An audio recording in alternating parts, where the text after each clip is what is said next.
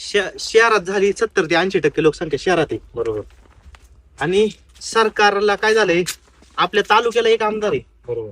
तिथं गल्ली बोळात आमदार आहे, त्यांना तिथं 80% आमदार निवडून येतात, त्यांना आपली गरज नाही. तिथं शहरात स्वस्ताई ठेवल्याशिवाय पर्याय, भाजीपाला दुधाला स्वस्ताई ठेवल्याशिवाय पर्याय नाही. मग भाजीपाला करा, याचं एक्सपोर्ट होतंय ना, एक्सपोर्टचं माल तुम्ही असं. आणि टेन्शन नाही ना याला. फ्लडिंग करा, ड्रिपनी पाणी जाते, मानसिक त्रास नाही ना. कॉक फिरवला पाणी जातंय, आपलं ड्रिपनी औषध जातंय, ट्रॅक्टर माणूस फवारतोय, जमिनीला त्रास नाही जास्त पाण्याने, आपल्याला त्रास नाही, आयुष्य निरोगी. फळबागा तुम्ही कोणती करा, डाळिंब करा, द्राक्ष करा, पेरू करा, आंबा करा, फळबाग करा, जमिनीला त्रास नको.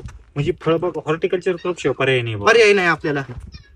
आणि म्हणजे कांदा याचं कारण काय माहिती का, का शहरात कधीच माग आहे, कधीतरी अवकाळी पाऊस झाला, दुष्काळ पडला, अशा भानगडी झाल्या तरच आपल्या मालाला, कांद्याला, एका कोथिंबीरीला डिमांड वाढतं अचानक.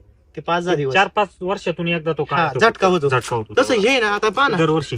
पण दरवर्षी 100 रुपये किलो. आता आपण द्राक्षाला माझ्या अनुसार बऱ्याचशा ठिकाणी फेल गेले द्राक्ष आता. पण तुमची एक नंबर क्वालिटीची लवचिकता म्हणा, आपण जी स्प्रिंग सारख्या आज तुमचा हा घड आहे, एवढं क्वालिटी का असं